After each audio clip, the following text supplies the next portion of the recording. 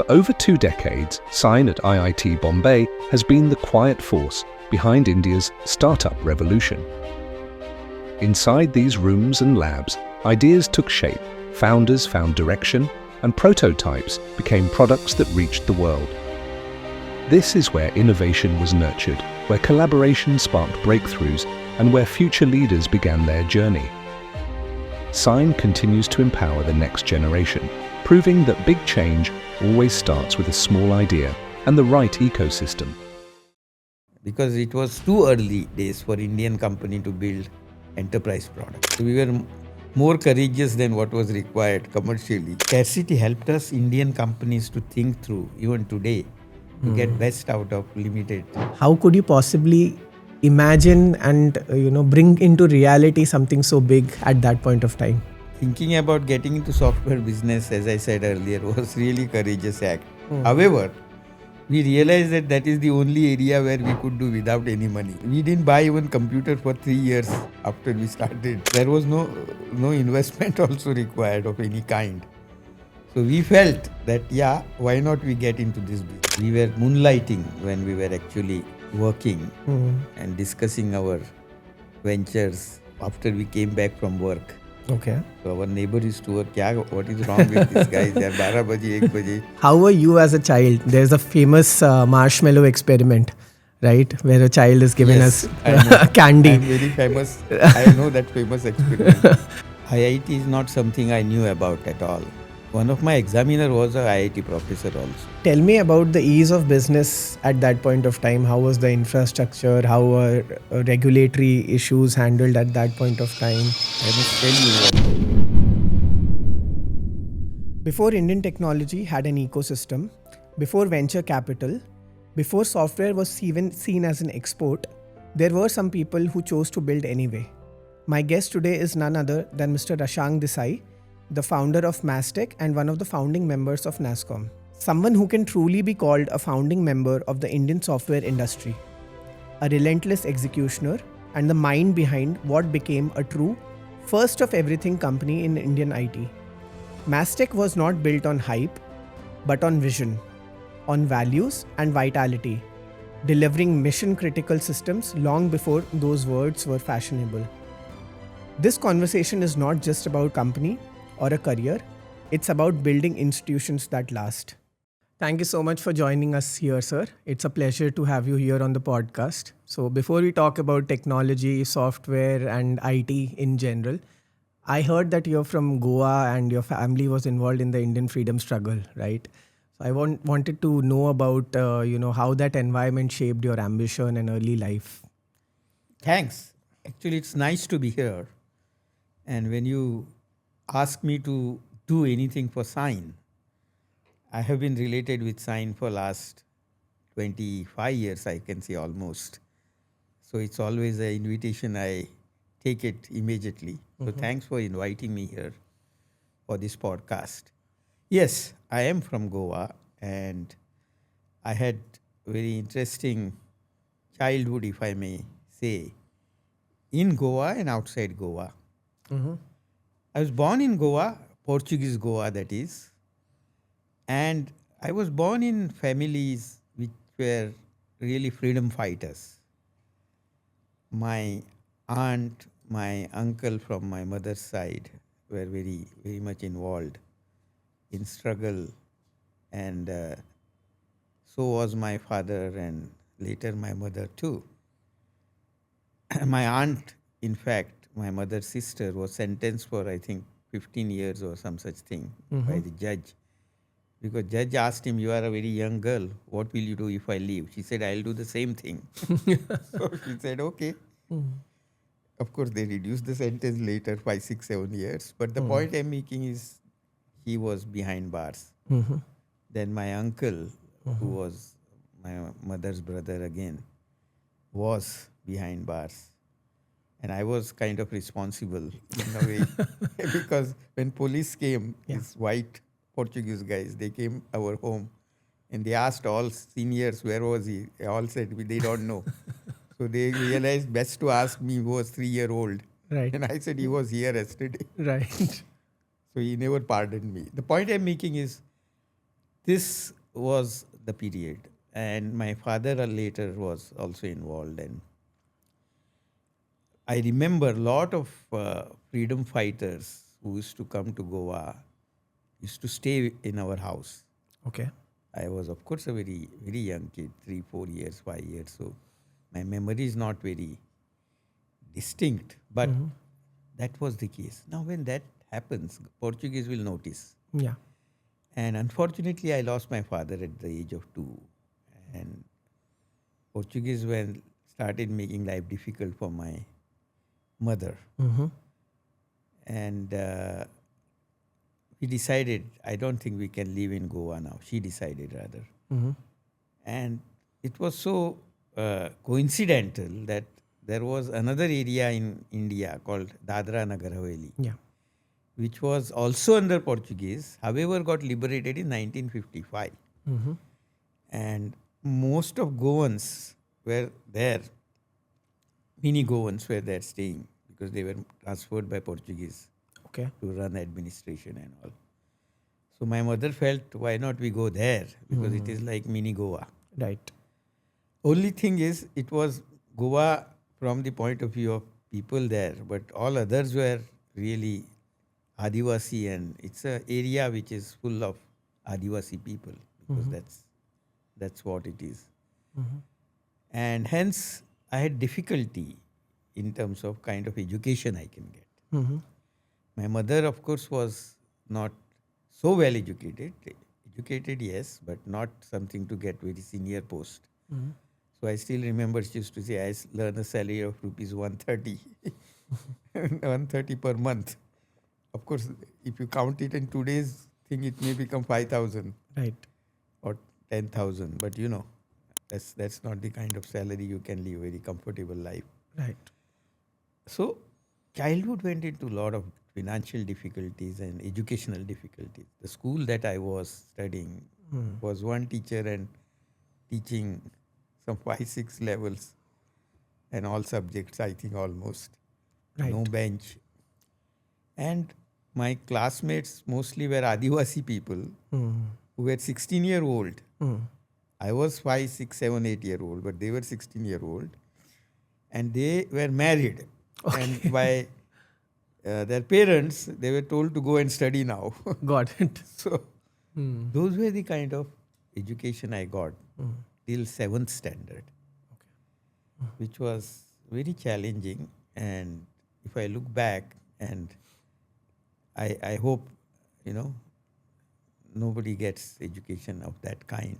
Unfortunately, even in India today, at some level, we have schools and places where some such thing is still continuing, Right. which we'll talk about later. Right. But the point I'm making is very hard life.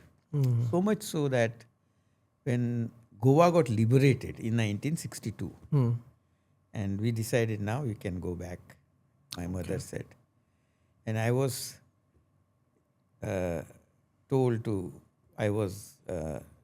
advised obviously to go in English medium school and all. These were all Marathi medium schools. Back in Dadra. Yeah. So everybody said, what kind of school you have studied? I can't admit you. Everybody said you should go one level below. I said, no, I am not going to go one level below. I am not going to lose 1 year. That's important for me. So again, I had to be admitted in not the best of the best schools in Goa. And it continued till 10th or 11th, that used to be called. Metric exam, that used to be called. So till metric, my education was, not the best of the schools I could study. And that resulted, of course, into some kind of impact in life. So that's my first 10, 15 years in life. Right. So there's a lot of buzz these days about parents being very picky about where their children are going for schooling. I keep having this debate with my fellow colleagues as well. Some people are vying for IB schools, some people are vying for CBSE. They're very particular that these experiences shape the child's future and the way of thinking. But in all these scenarios, seeing somebody who's been the worst of places in terms of education, it's remarkable your journey from that place to being a pioneer in the software and IT industry. So I wanted to ask you this thing, as somebody who didn't have his father all the time present during my growing up period because of a touring job, it makes you man up very fast, right? So, how would you describe losing a father in terms of shaping your thought procedure and taking responsibility at a very early stage? Yes.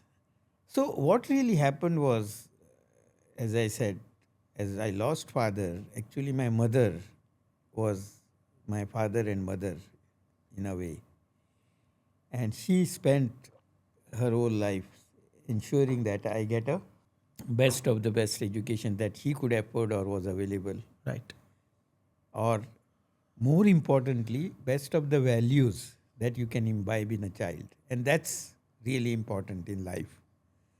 I think your life is kind of shaped by the values that are created at that time, because Right. those times are where your mind get formed. Absolutely. It's too late to train somebody on values and ethics at the age of 25, 30 at a one level. Right. You can always train everybody, but at that level it becomes part of your mental makeup. Right. And my mother was, of course, coming from a family which was very well in terms of values, and financially may not be in a great shape, but in terms of values and the attitude to the life, Right. was at a level which is very, very high. Mhm. And those values got imbibed at that point of time, which is maybe if I had not lost father, he would have done it. Right. He was also a very well-known lawyer and Mhm. involved in freedom fighting, as I told you. At one level, of course, I kind of was loser by losing my father at that young age. But at another level, my mother played that role, and I'm indebted to her for what I am today. Mhm. She was very strict, of course. She wanted her son to be listening to her all the time. Right. But what is more important is values. I still remember a story which I keep on telling. One day she came. She used to work in the what is called a secretariat of Goa government, the main secretariat, Right. where the government ministers sit. I see. So she came one day and she was crying herself. So I was very young, 14, 15, 16, I think. I don't remember. I asked her what is wrong. I was getting scared. She says, no. There was somebody who came today and he offered me a money for getting his work done, government. What does he think? What kind of person he thinks I am? I really feel bad about it. Now that remains in your mind. Core that ethics. corruption is not on. Yes.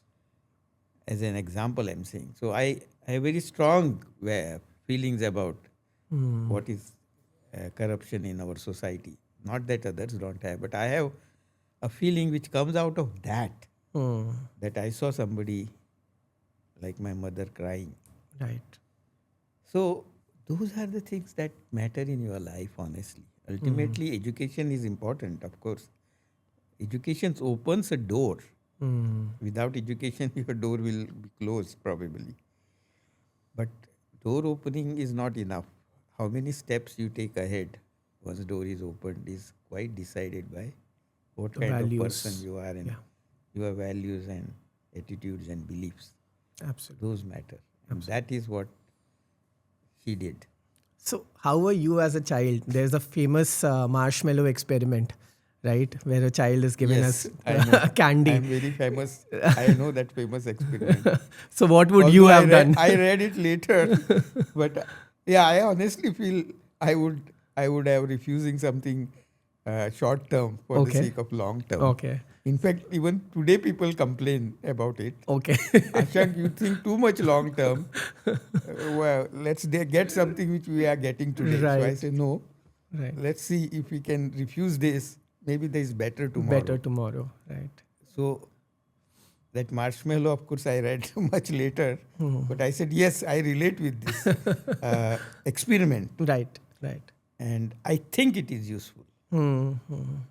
Being short term versus long term is important attribute. Again, that should be a balance. You can't be forever only thinking short term, long term, and not short term, and vice versa. There should be a good balance. If you are only short term driven, I don't think you are doing good justice to yourself, Right. because you're not building your future, and then you will be mightily surprised what future brings to you. Right. But you are responsible. See, the life journey, you have to take ownership. You can't blame others. Arey, aise hua, my mother didn't raise me properly, Yeah. or my friend, my brother fired me. You can give all excuses Right. in life, or my teacher was not good. Boss, take charge of yourself. Absolutely. It's such a powerful You thing to say. are responsible. Yes, luck does play part. I'm not saying luck does not play part. Yeah, something may happen to you, or suddenly some opportunity may come up which you have not thought of. But I think it is all dependent on you at one level. Even the luck shines on somebody who is working hard, Yes. to my mind. Right. Luck does not happen by lucky. There are more lucky and less lucky people. Mm. Those who work hard are more lucky. Others may be Absolutely. lucky without working. If you may get $1 million in lottery Right. without doing anything. But yeah, that is rare. So I agree. To come back to a marshmallow, I am full subscriber to that thought. So I feel that today's generation would probably eat their own marshmallow and steal the other person's marshmallow as well. I know. So, They would go one step ahead. yes. And keep that marshmallow. No, they will eat one and bring new one and keep it. Keep for it, tomorrow. yes. So both achieved. The thing beyond the box, I feel. Yeah. No, but it's such a powerful thing to say that, once you believe that you can shape your own destiny, I mean, it has a tremendous effect on your daily, how you see yourself in the mirror and how you execute things. It really makes a difference. Yeah. You have to take full ownership. I am because what I am. Yeah. Once you do that, actually there is tremendous amount of freedom in a way. Because then you don't depend on somebody else to build your destiny. Right. Not that you don't need others. Of course you need team. Of course you are because somebody helped you. I'm not saying no to that at all. You can't be alone and do anything. Definitely not in organization. But you have to be deserved enough to get that. Absolutely. Team will work well and they will make you part of team if you are a good team member. Otherwise they will say, why he's not a good team member, and so on. So it's all comes out of you. Right. So coming from a very humble background and a very varied kind of education with different scenarios, how did the path from this education to IIT materialize? I mean, it's still one of the toughest exams in the world. Yeah. So how are you able to, firstly, even understand that there is something called as an IIT, coming from such a background where education was not, of the highest quality? How did this journey happen? No. So my mother, of course, was not so well informed and so on. So IIT is not something I knew about at all. And that was a disadvantage in a big way. But then you are in a circuit, and when you are in college, people kind of tell you that there is something like that exists and so on and so forth. And one of my examiner was a IIT professor also. So what happened is, he also said, now you should apply for IIT and so on. So some of that happened. In fact, there is another story of that exam, which is, I used to stay at one of my aunt's place at Dadar, and you had to go to Vikhroli for exams at that time. Okay. And Central Railway was not the best of the service. Even today, I have a problem. So I took a train well in advance, but it stopped at the Matunga station. It wouldn't move ahead. Okay. On the day of the exam. Yeah. Oh, wow. So then I got down and started walking from Matunga to Sion on the railway track. It was raining also a little bit. And then took a taxi. I didn't have enough money, but just had enough money, fortunately. And reached. I was half an hour late. So they said, "Are you want to appear?" I said, "No, I want to appear." Jokingly, when I got distinguished alumnus award, so I said, "I hope you are not keeping my marks of exam still. I don't think I might have passed the exam. There is some error somewhere that I got admitted." Right. So jokingly saying. The point I'm making is such things happen. So got into IIT, and that was a game changer also. The kind of computer career that I took is because of IIT at one level.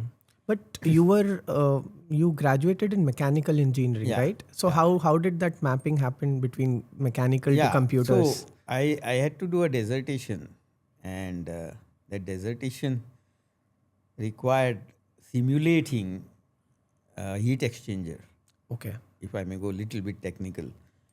You see, I was doing some specialization in refrigeration, air conditioning, where heat exchangers are important. And the diameter of the tube and length of fin and all those variables can decide how your refrigeration or air conditioning system will work.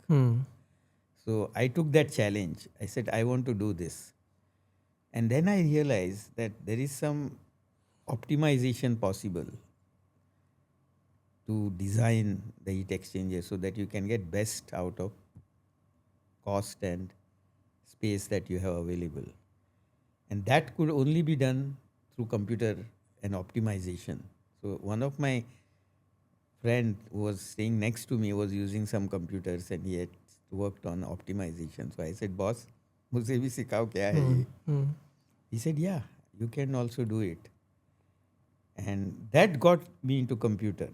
Okay. Now imagine this computer there was in IIT Bombay was not at the best of the one. So we had to go to TIFR, which used to take me 1.5 hours to go and 1.5 hours to come back. But I thought I should try this. I wanted to see computer. I want to learn computer programming. And that time people used to punch cards for exam program, by the way. You guys would not have seen any of that. No, not aware of it. Maybe I should have brought one to show it to you. So those programs had to be punched. Suppose you have a 500-page program, you'll have 500 card deck. Oh, okay. And those 500 you have to give in a computer room. After removing your shoes, you are allowed to get it. And next day you come back doing from Vikroli to EIFR, which is 1.5 hours, to check your error list. Oh. And that means it used to take 2 days to remove one error. You can now do it in 2 microseconds. Yes. So I tell my programmers and software engineers, "Boss, I used to write program right first time because I couldn't afford an error. You can error and then they'll tell you and you can change." So those things I learned what computers means and how to use computer for making impact. So that was in my mind. So IIT gave me that opportunity. And I thank my guide for that actually. My guide said, I said, "I want to do this." He says, "Do whatever you want to do, don't come back." So he was not telling me what to do. He says, "You think computerization should be?" "Yeah, use it. I went and used some IIT Bombay, if you know that, some cold storage where I went and created this whole prototype to test what I was doing on computers. So it was, I'm still proud what I did 50 years ago. Right. And you can, in fact, I was, my dissertation got as the best dissertation prize that year because it was doing too much that was not expected at that level. But I got help from, I said, computerization and things like that. Okay. That was my entry. Into computers. Yeah, so I moved from mechanical to computerization because of that. Okay. And that IIM, of course, I got still more opportunities. But that was the beginning of. Understood. So before we get into IIT, much more into IIT and IIM, how was the cultural shock once you came to IIT? Because studying with 15 and 16-year-old as a 10-year-old boy, and then suddenly being with the best minds of the country, how was it like? Yeah, so IIT, when you come, you think you are one of the very bright guy and you have got admission at IIT. But you realize there are some people who are 100 times better than you sitting next to you. But so that competitive spirit comes up very well in IIT, and that is very extremely important. It really makes you feel that where you stand. And professors make you feel that too. One of our professors, Professor Sukhatme, is still involved with IIT Bombay. He used to give us open book test 50 years ago. And he used to tell us, don't book many books, because you will spend time in looking at books. You will not find anything. What I'm asking. So it is open book, but don't get many books. Okay. Now that kind of thing is not you are used to. Yeah. And that means the way we are taught is all this rote thinking. Yes. From there you come to an environment where best is expected from you. And you live with them because it is residential. Right. It is not that you go home next day and then part of... you live with them, they influence you, and that is social life which has a great impact. I still give credit to IIT not only for intellectual ability that it built or access to the best of the equipment and computers that I had, but also created friends and social ethos, which I still am very proud and great gratitude to IIT. On that note, I wanted to ask you, I'm curious about this particular thing. Do people drive culture, or does a good culture drive the best people? That's a difficult question because, see, culture is something which is beyond one person. Culture is actually, a social system in a way. So you can't be outside a culture that you are brought up. As I was telling you, my mother created a culture at home which was not created by me. It was created by mother, and how mother got that culture, maybe she was brought up in that culture when her father and mother were there. So culture is part of a social phenomena. Yes, you as a leader can impact that culture if you have a power. And you can impact to make it happen, change. At the same time, you should be conscious that it is a strong social phenomena and you are one of the players in that culture. So you can impact culture, but culture impacts you more than probably what you can impact culture at one level, particularly for a larger context. Suppose I am an employee in a company. I cannot change the culture of that company by just being alone. As a CEO, maybe I can. As a programmer, I may have a limited impact. That's what I mean. Got So it. it's an interaction Got it. between person and society and person and environment. So from IIT, you managed to get into IIM Ahmedabad, like the premier institutes of the country. So why somebody who's been fiddling with technology, building a sensor, getting into computing, and then suddenly the change to management? How did that happen? I mean, was it the buzz at that time that IIT IIM, which is still the case, was it there at that time? Buzz kind of thing, I don't know, because those were the early days of IITs and IIM in that sense. So yes, buzz was there, but not as strong as what it is today. What really happened was I joined as a design engineer in a well-known company, Godrej. Okay. I was doing designing refrigerators and things like that. But I came across a book on management by a well-known, evangelist of management, which is Peter Drucker. Okay. It explained to me what management can do in society. And I could see it in my company where I was working, that management had larger influence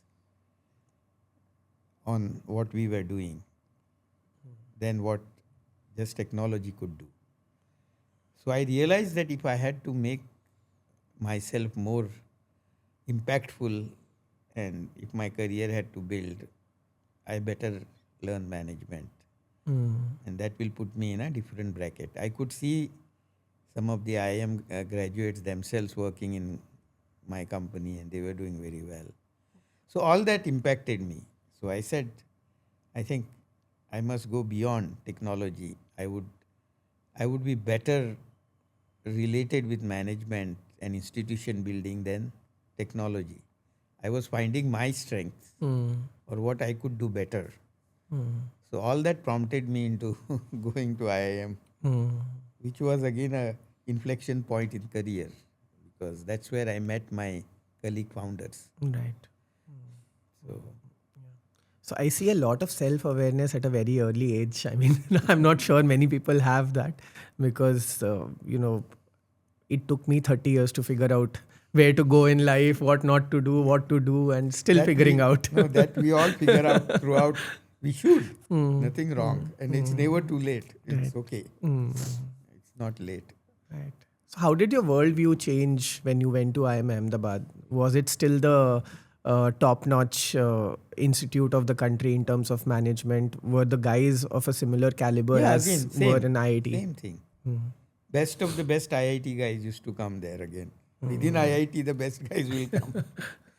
Of course, not all went to IIM. Some other went abroad also. But the point I'm making is, also you realize that IIT is not the only place for the best of the best guys. We had a lot of guys who never went to IIT. Understood. They came from economics. They came from social sciences. They were doing well there. So one comes to realize that don't think just because you are engineer and logically thinking, you are better placed as an organization leader. So that is another learning you get at IIM. That it's not about intellectual power. Yes, that is there even at IIMs, but it is something more than intellectual power, which is as important. And some of the people who might not have studied engineering are not handicapped in life, and we know. Right. So, was entrepreneurship a buzzword back in those days, whether it's in IIT or IIM? No, hardly. Nobody. Business was not labeled very well in those era. I'm talking of 70s now, where, business was a bad word in India. There were controls and there were license Raj. We all know that, right? Fair. We left behind because of that attitude. And on top of it, there was so much of bureaucracy and controls. You just couldn't think of being successful unless you are part of a family business. And we were all, didn't have family backgrounds, my colleague founders and me. So entrepreneurship was not first choice or not even second choice, I think. In fact, there were more people who went to even that time to social organizations. I see. Like non-profits and government organizations rather than entrepreneurs. Entrepreneurship came maybe third. And we were thinking about entrepreneurship as colleague founders right when we were studying, which is unheard of. Even today, people say, yeah, you should think of it, but not everybody Not thinks. the masses, Yeah. yes. So it was quite early in the day, and that too in software. Remember, software was not a word which was even there in the dictionary. Software was given free by hardware company. Right. Now we can give hardware free. Right. But the point I'm saying is, software is to be done separately by a company. Itself was not a great concept. So we were getting into entrepreneurship whose domain itself was not well known. I see. If you do entrepreneurship in air conditioners or something else, people would at least understand, Yeah. okay, he's making something. Here is no product to show and no market to be seen. So it was a great leap of faith. I'm very thankful to our professors at IIM, three of them who were very helpful to us. Mr. Mohan Kaul, Mr. Nitin Patel, and Professor Bhatnagar. Those were people, they said, yeah, this is an opportunity. This is tomorrow's India. They could see. They used to teach us computers to be used for the business. MIS as used to be called that time. Management Information System. System. So those things happened there in IIM, which kind of gave us that opportunity. And we did a project also. There was a course to build your own organization. Even that time it was there. Okay.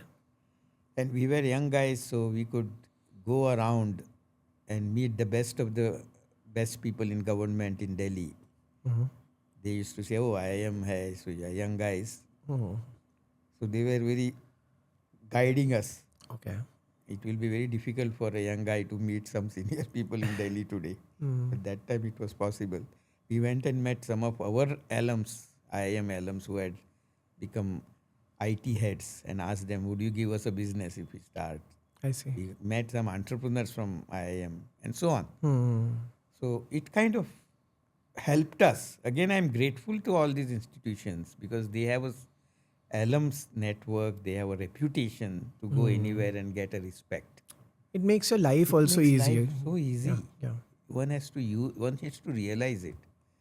I'm so grateful to both these institutions that it created that foundation on which you can step in. Right.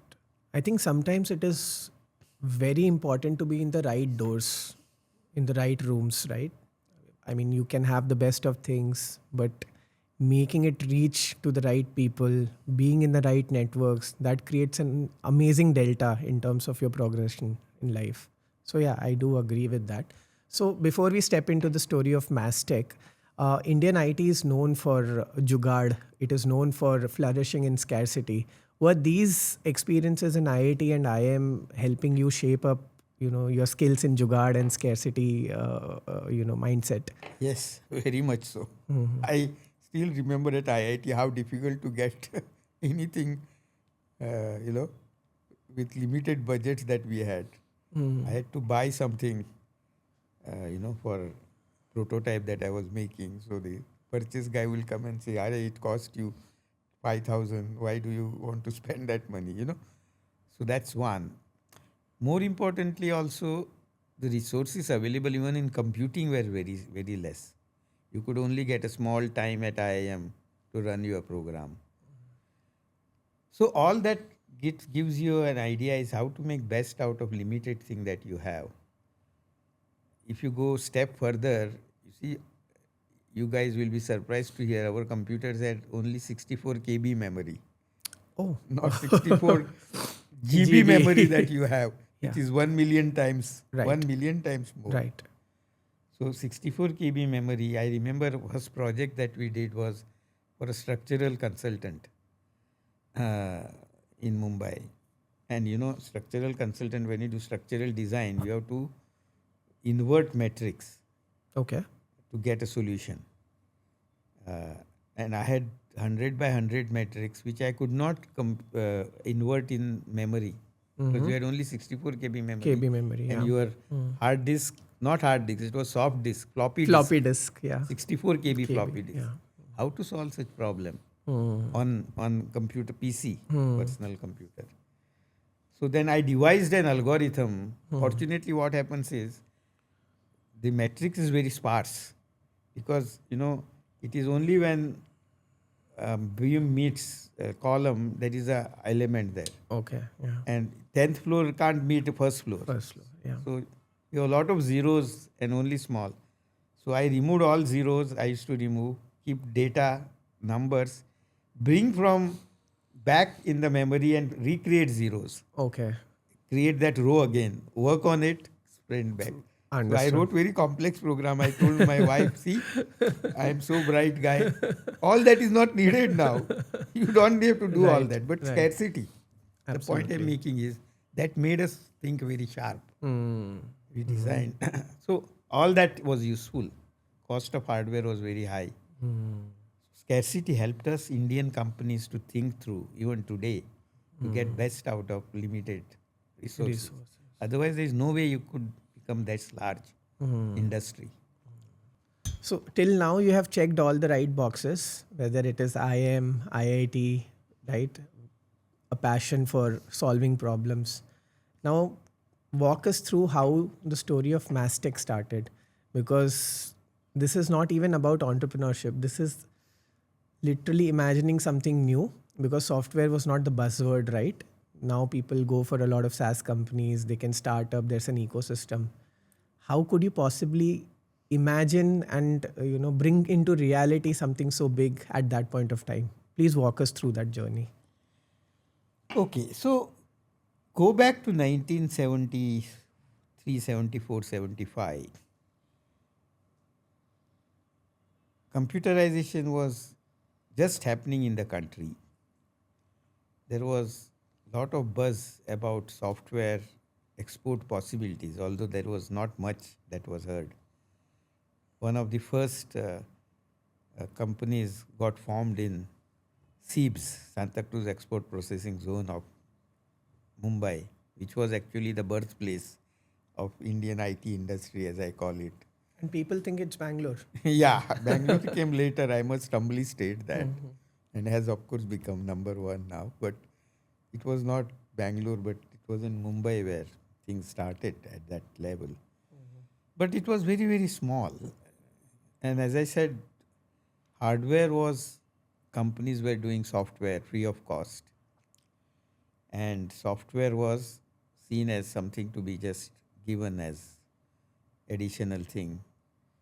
And most of the people used to do data processing outside their companies.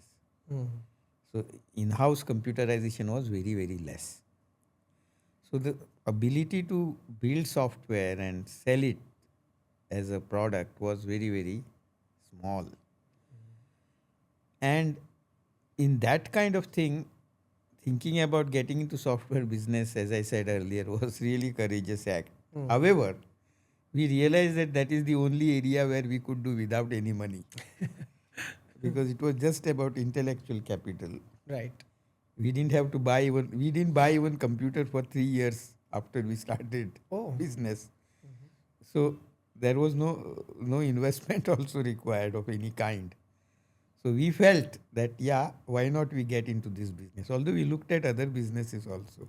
Air conditioning, voltage stabilizer was a big business that time. Because You built a team before the business, or was it like after the idea was logged in, you built a team? No, first we said we should do something. Okay. So my colleague, Ketan Mehta, who was my classmate in my division of IIM, and I asked him, why don't we start ourselves? Okay. Then he said, Ashank, yeah, I am also interested. And then he invited 2 other people who were in his hostel. One Mr. Sundar and one Mr. Vasan. So once we got together, we looked at many options. But ultimately we felt that software was the best option, and we decided that we will stay together even after we leave IIM. Okay. Because that was important. Because otherwise you have great idea and then you go at 4 different places and that's over. So I fortunately had a house because I had gone from Godrej. They were kind enough to pay my fees of IIM.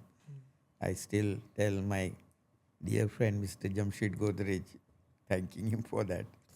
So I came back to Godrej, and some of my other colleagues went into IT industry so that we get a first level feel before we start. So we said, let's work for 2-3 years and then we'll start. We were that way really grounded and didn't want to start without some experience because we had to build connects and networks, which is what happened. And then Sundar left first, then Ketan and others, all of us left sequentially, one after another. And we were moonlighting when we were actually working and discussing our ventures after we came back from work. Okay. So our neighbor used to work, what is wrong with these guys? 12 baje, 1 baje, they used to discuss. But that kind of created a team. Yeah. The team continues today, even after 45 years. We started as a team, uh, three of us, and then we had one Mr. Sudhakar who joined us, who was our customer. So he said he wanted to join us. He Okay. joined later. But all four remained together for decades and decades. So that team happened there. At IIM first, then in Mumbai when we stayed together, and then we started doing projects. And first project was very, very important. If you want, I can talk about that. Sure, sure. Like, what was your first break like? Yeah, the first real break was what is called as Procter Gamble now. At that time it used to call Richardson Hindustan. So they had a very typical problem of optimizing when to produce Vicks and Tonos, which is required in rainy season. They can do it before, then they have to pay cost of inventory. They can do it right time, but then they need a capacity building. And it was very difficult to find that optimum. And we applied a traveling salesman algorithm. They said, all you guys are very bright IIT guys. Show us what you can do. So we built that model, and the whole thing was written in C program. Back in that day. Back in 1981, when C was just introduced in the world. C was started by Ritchie and Cunningham from Bell Labs. That's first C book I still remember reading. And all the programs were written in C. Why? Because we were not given a computer by IT department. We were given a laboratory computer, which only had a C compiler. And we had to develop user interfaces at that time. Now everything is so easy. I remember my colleagues built that whole system and optimized that production, and we got an award bonus for doing it. They said bonus if you do better, and if you don't do in time, there will be penalty. Actually, whole project was worth 30,000 rupees or something. Which is, but anyway, that was a big money for us, and it was a break for us that a multinational can give us a project which was difficult to solve by other consultant and deliver it in time and be used. That's kind of opened up a door for us to do more work, and that also helped us to think through us as a solution provider. We came not as just giving people. We came as building solution to solve business problem. Right. That's why the name Management and Software Technology. Mastek. Mastek came from there. It was very long name, so we compressed it when we went public and made it Mastek. But actually it was applying softwares to solve management problem. We said we are all technologists, at the same time we are management. And we need to solve business problems through technology. Now that looks very trite now. They will say, what is he talking? That's what it is being done. But in 1980, that was not what it was. It required a courage to think through like that, and only doing that and not doing data processing, not doing training. You see, training was a big business that time, computer training. Okay. Teach people programming. Or data processing. You could hire a computer and do data processing, financial accounting, soft. We said, we don't do that. We are about building solutions. And that ethos remained in Mastek even today. So tell me about the ease of business at that point of time. How was the infrastructure? How were regulatory issues handled at that point of time? Was capital a problem for you? Was capital easily available? I mean, walk us through that time. Yeah. I must tell you, at that time, it used to take 12 to 13 years to get a telephone in Mumbai. 13 years? Yes. That was a waiting list. Wow. You guys won't believe, because you get in 12 seconds, a new phone will be delivered to you. Absolutely. So we didn't have phone. Computers, PCs were not there actually when we started. PCs came 2-3 years after that. So we didn't even have a computer of our own. And we used to go to some jeweler and ask to use his phone, which after some time he said, you are getting more phones than me. So we stopped and we used to use public phone. So those were the times it was very difficult to have that ability to get hardware. Capital was per se not an issue in those early days because, as I said, software just required that you have Intellectual power to do something, and lot of investment was not required. So to that extent, it was custom-made software you did. So to that extent, capital was not a constraint at that point of time, although it was not available. Even if we wanted, I remember going to banks and asking for working capital. That was required so that we could pay salaries, not the IP, but and banks. In fact, one of my relative was a bank manager. Even he could not give me a loan. Okay. He still remembers. He says, we should have given you a loan, we would have made a lot of money. But the point I'm making is banks were not willing to give also working capital. I see. So in that sense, it was difficult to get capital, though it was not required in a big way. But yes, it was a problem. And society was a problem. As I always say, my mother used to think always, what business my son is doing. I could not show her my product. So she said, product batao kya kar rahe ho? I can't show her. Then I used to say, computer. Oh, you make computer. No, not computer. Then I used to say, it is in this floppy. Oh, you make floppy drive. I said, no. And on top of it, we used to talk at night time to our customers in US. So she was firmly convinced that son is doing some shady business which should be done at night time and whose products can't be shown. So she was always worried. So any fraud happened in Mumbai, she will call me. I hope, Ashank, you are not involved in any of this. So such was the...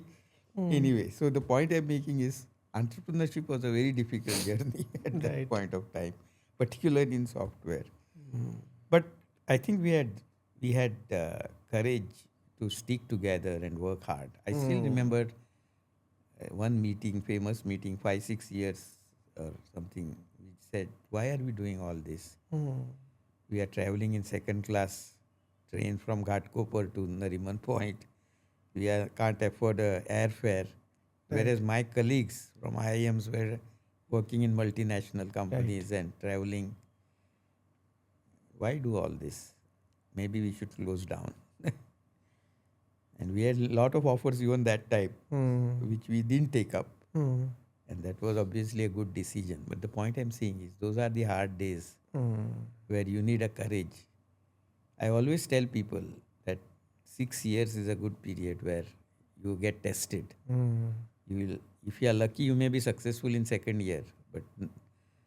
But typically 5 to 6 years you need to courage to see that light at the end of the tunnel. And we did that, all of us.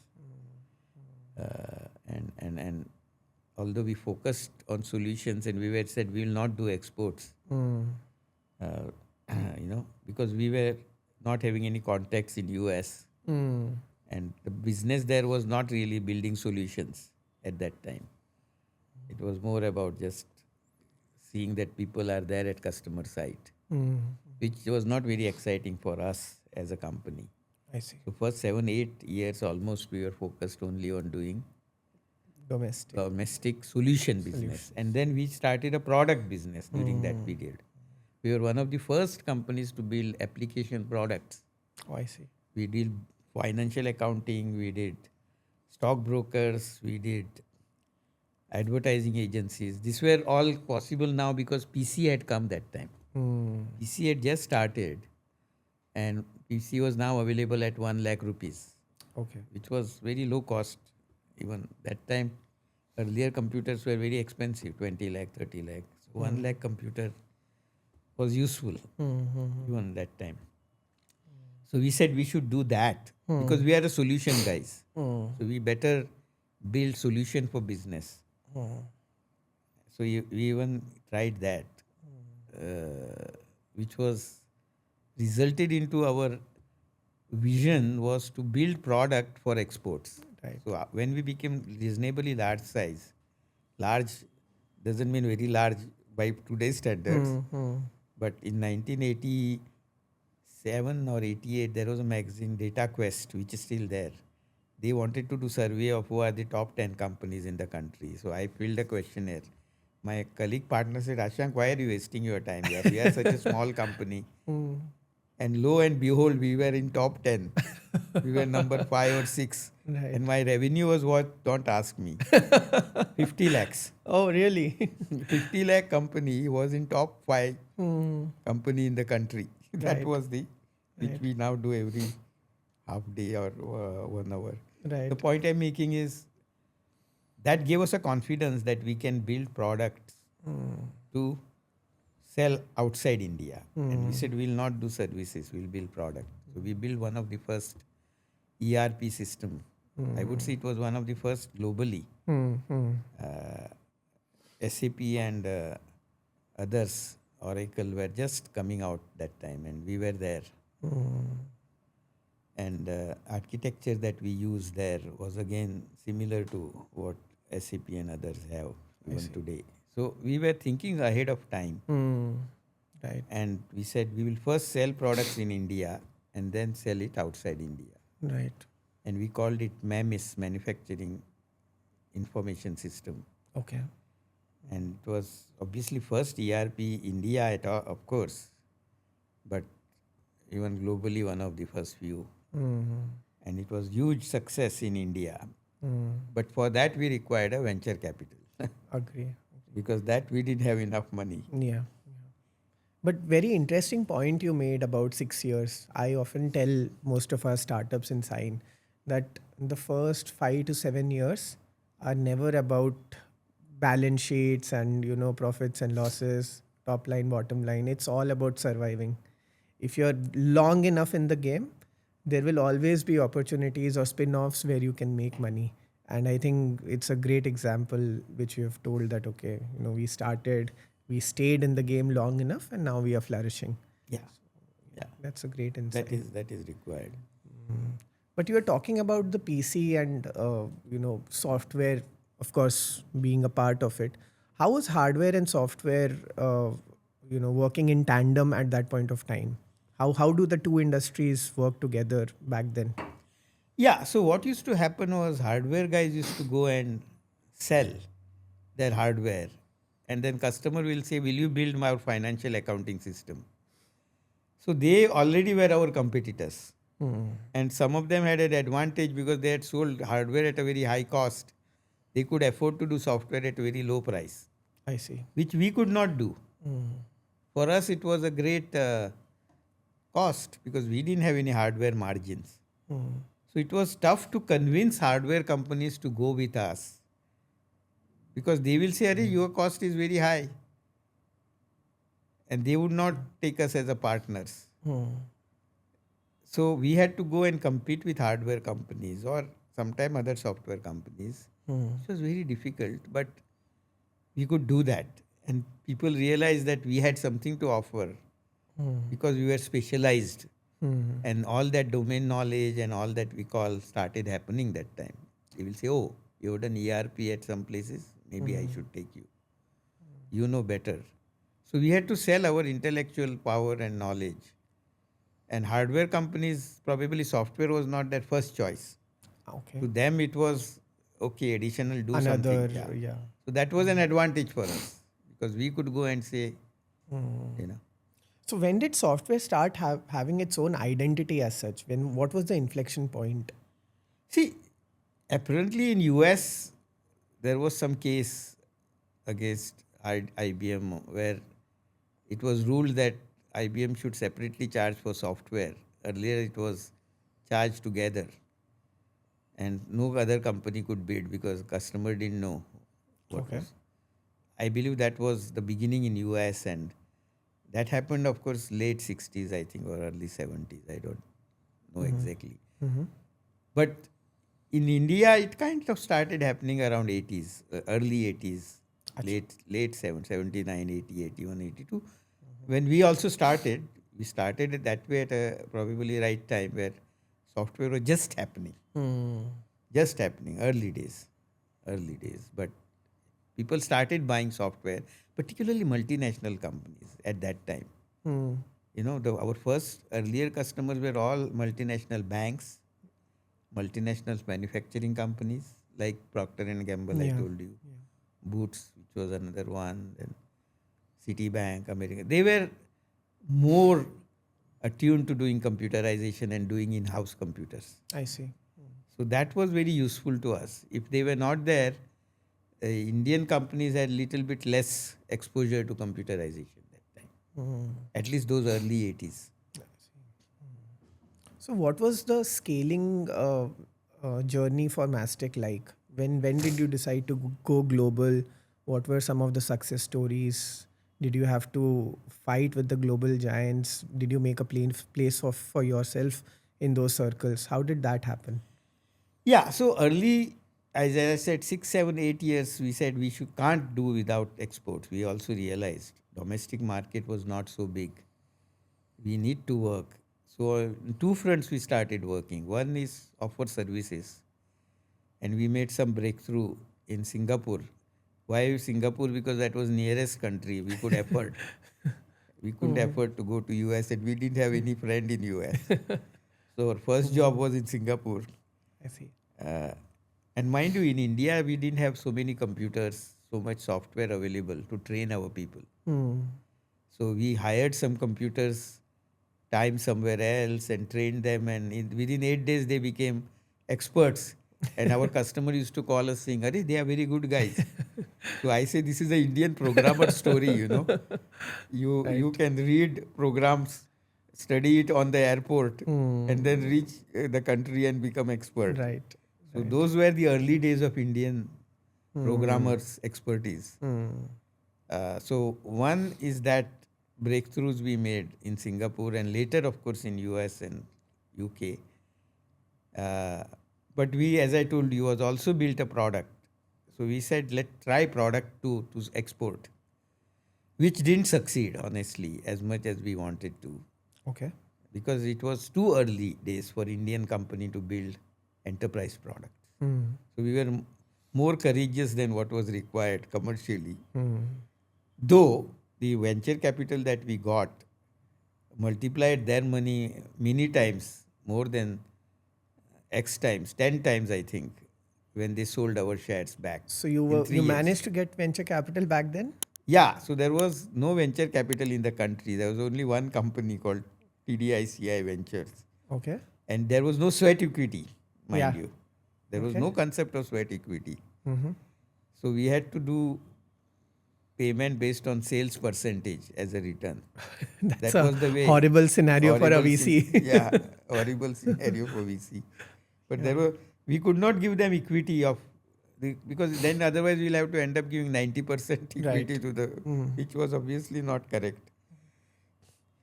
But what happened was, it gave us a feel of what good governance is. They brought in some discipline, they brought in some professionalism at an investor level, which has helped us later when we went public in 92. Okay. So I think venture capital was useful to us. We were one of those early 5-6 companies in the country probably to get venture capital. And we, of course, as I told you, when we went public, the VC sold their stake and made 10 times more money than 10, 15 times more, I'm told. And we doubled their fund. So that was a success for VC companies to say that they can be successful. Okay. And those were the early days. And we'll talk about NASSCOM, where how that was useful to make some of those changes happen. Right. So what was the birth, like what was the reason for having something like NASSCOM, being the founder member of NASSCOM? So how did that story build up? Yeah, so that is another story of Indian IT industry or India story. Right. Remember in 1980s, nobody believed India could do software. They all said you had elephants and snakes on the road and, So what was happening that time was there was this buzz in the air that export is to happen. And that's the future of India. There was a feeling. Okay. There was not much business. When we started NASSCOM, as I keep on saying, it is $50 million was the total Indian IT industry. 50 million has become now 250 billion, Right. 5,000 times. Right. But there was a feeling that we need to do something coming together.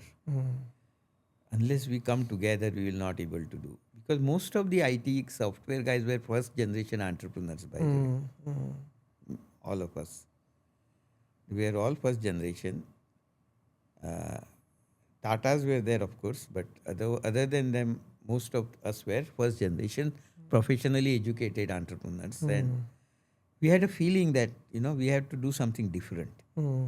And how to form the association? There was already an association called MATE, which was Hardware Association. That was called Manufacturers Association of Information Technology, MAIT. Okay. They said, we'll represent you. What is the problem? We are already associating with hardware. But as I told you earlier, hardware companies were not interested in software in domestic market. And in export, it was completely different because export was not about selling hardware. There was no advantage of hardware. And we had to sell our country. So there was no interest to hardware association to help us. So we said, we can't be part of you. They of course didn't like it, but there was discussion happening in Mumbai, Delhi, Bangalore, Silicon Valley, Indians coming together and saying we should do something about IT. All culminated into a big event in Delhi sometime in 88 where 30-40 companies came and said we should start an association. Okay. And that time MATE people came and they said, no, don't do that. You will not succeed. We already are association. We are already established. Join us. We said, no, boss. You can't help us. We are in a different category. And I was there, of course, my other colleagues many others were there. But like all other things, it is easy to say we'll start something. Somebody has to come together to do some work. So we brought in some other people, like that time there was somebody from hardware company, retired CEO, Mr. Prem Shivdasani, then Harish Mehta, and I was there, and Nandan was involved, and few others, founders, we were all involved. So we wrote constitution of the NASSCOM. So we said how it will, and it's still there. There were very few changes in that constitution. Okay. I must say that we all thought very extensively. We have very few changes there. We still continue with that same constitution, but we thought of software and services, National Association of Software and Services, NASSCOM. That name is repeated by many other countries now. They have a /com in Sri Lanka. They have a PESCOM, I think, in Philippines, and so on. So, point I'm saying is, we had a passion to build something for the country. All of us were small companies. We didn't have even 100 people, I think, as employees. None of us, I'm sure. And we were all very keen to do something for the country and industry. Because we were clear we can't sell our companies before we sell our country. Okay. Yeah, that image had to be changed, right? Yes. And that could only be done by going to those countries and associating with some of the associations there and associating with some of the chambers of commerce and customers. So with that revelation, and we also realized we had to make some changes in government in India. It was very difficult to do business in India. And software being an export business, it was still more difficult. So we had to make some changes there also. Right. And we had to make some changes in terms of talent. So all those thoughts were there in the mind, in our early founders. Right. So 4 or 5 of us took over from there. And that's the reason we are called the founders of NASSCOM.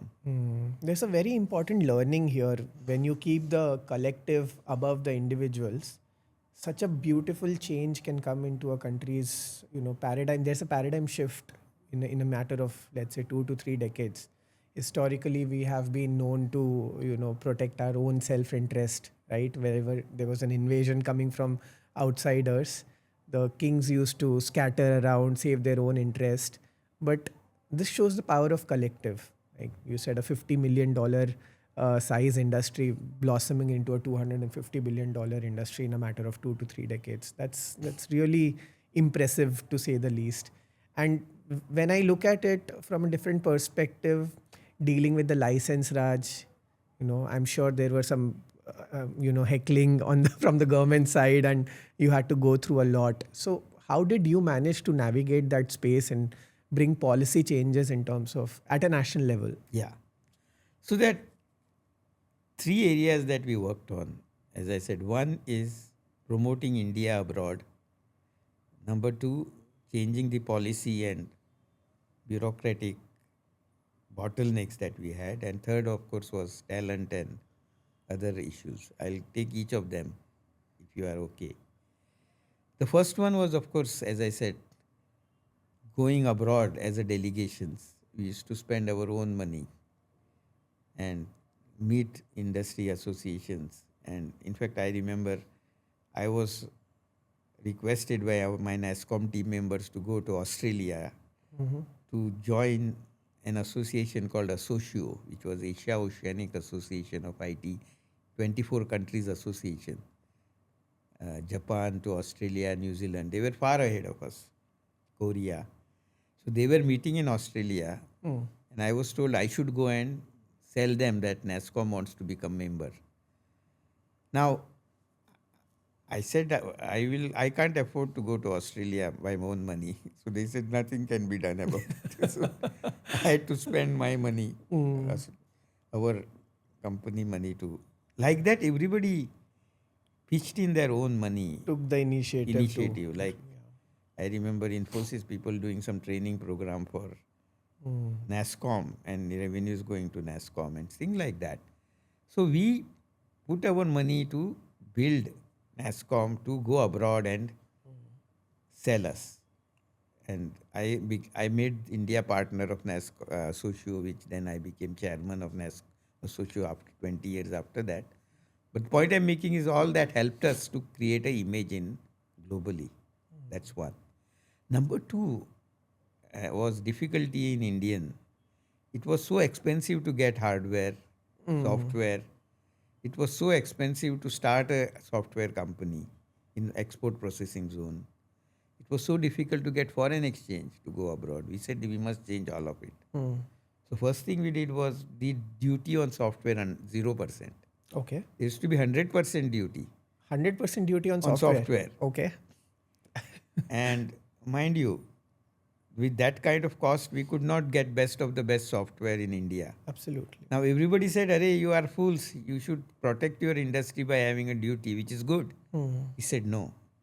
We want to get best software from out, learn, and then work on it. Yeah. And government also felt we were fools that asking for no duty.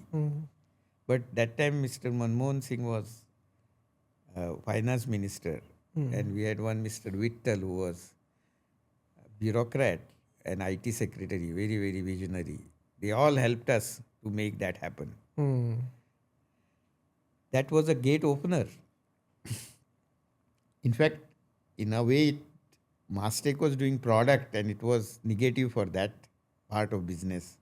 Because now SAP Oracle became cheaper and we couldn't compete. But for the nation as such, it was beneficial. So I am proud that I was part of that decision in a way. It may not help Mastek's product business, doesn't matter. It is more important that nation could get benefit.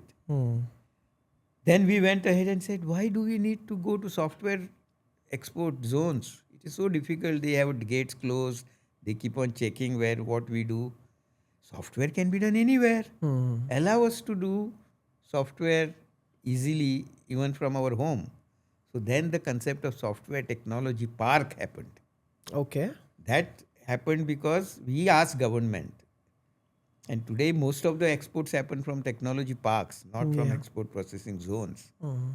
Because it was very difficult to get computer hardware there and difficult for people to come. Now We can start ourselves software technology park. That was an innovation which has greatly helped, by the way, industry.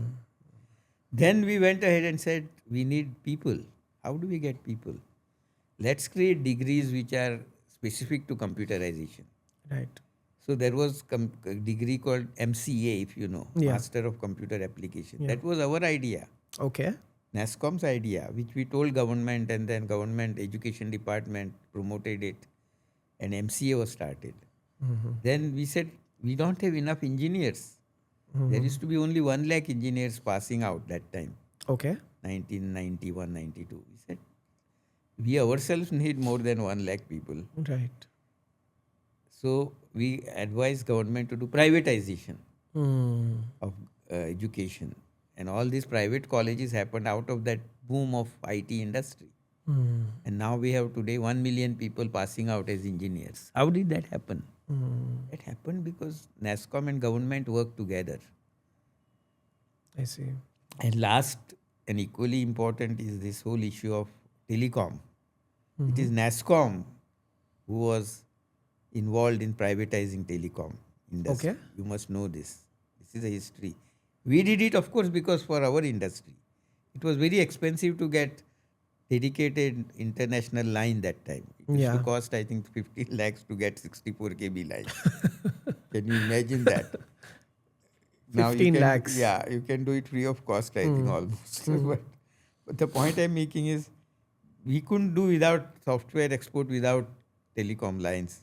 There used to be only one line between Bangalore and India that time by Texas Instrument. It used to say, see, India is now internationalized. We used to go and sell India. But that was not enough. So we said, government, please privatize government companies or allow private companies to start. And that time again, this Mr. Vittal was very useful. He had become telecom secretary, and we pushed government hard to become privatizing bill. And all that private companies that you see and mobiles you get in 10 minutes or 10 seconds happened because That privatization revolution happened from there. we did it. So nation benefited, industry benefited, and professionals who passed out engineering benefited in terms of jobs.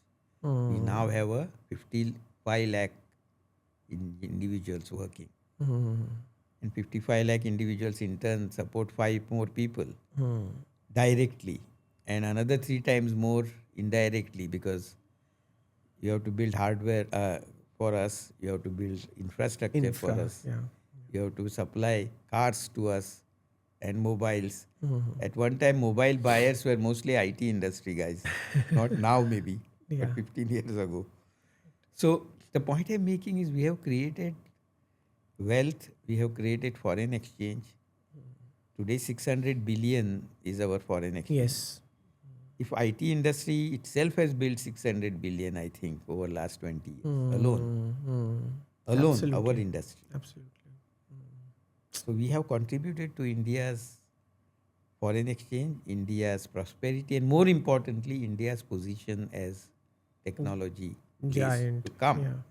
Today, you can't say that I don't have a software facility in India. They will call you, you are not enough, Sane. mad, you are mad, in fact. Yeah. All that has happened. Why? Because we made those changes happen. Then people said quality is not good, Indian quality in 90s. You are all good, you have good The cost. software quality, Yeah. you're saying? Okay. So then NASSCOM initiated this ISO and SCI level 5, 1, 2, 3, 4, 5 by Carnegie Mellon. We pushed companies to take it up, and companies did very well.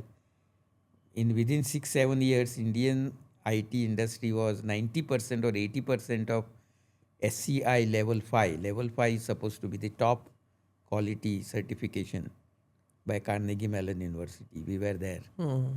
And in fact, there was another certification called People CMM, which is for people processes. And Mastek was first company in India and even globally to get that certification in private sector in 2000. Wonderful. We were the first private sector company. Only 2 Navy and some other military were having that people CMM in 2000. We got it as third.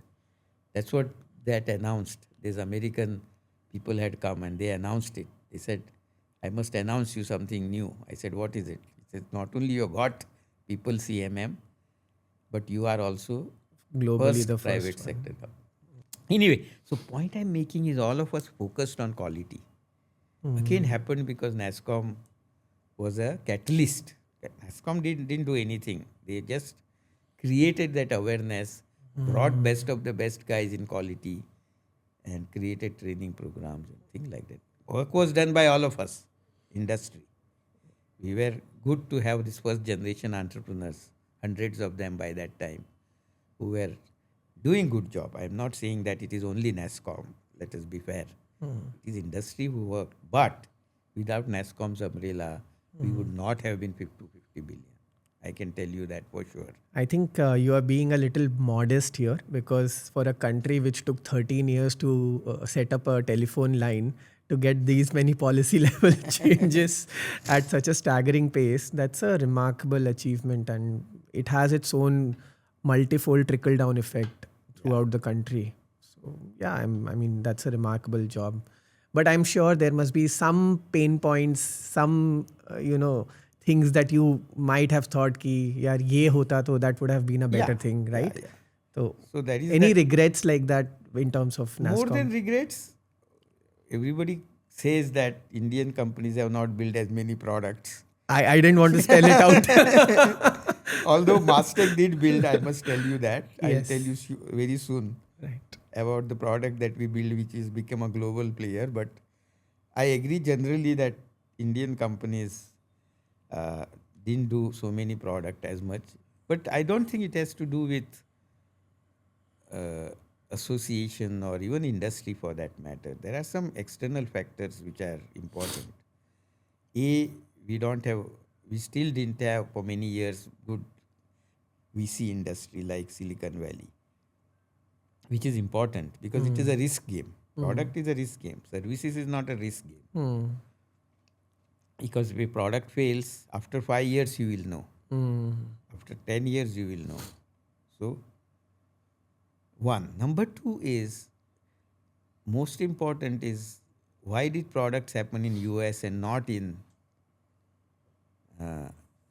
UK and Germany for that matter, let alone India? Why does SAP happen in Germany? All because of domestic market. I see. First time you tell your product to sell in domestic market, it is a cheaper. You can't sell in America your product immediately unless you are American company. So it is very difficult for test your product and become large. Most of the companies, Microsoft didn't sell product to India or UK first. They first sold in America, which was back around Seattle also maybe. So large market is important. We don't have it still.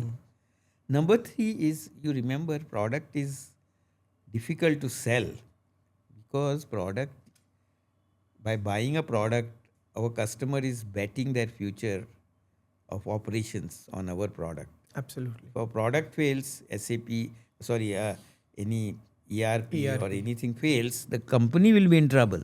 Right. In services, you are doing some part of the work. It does not put company on the bet. Very little. So they will buy only for local companies whom they have confidence in, track record. Mastek built a product for insurance industry starting 2000.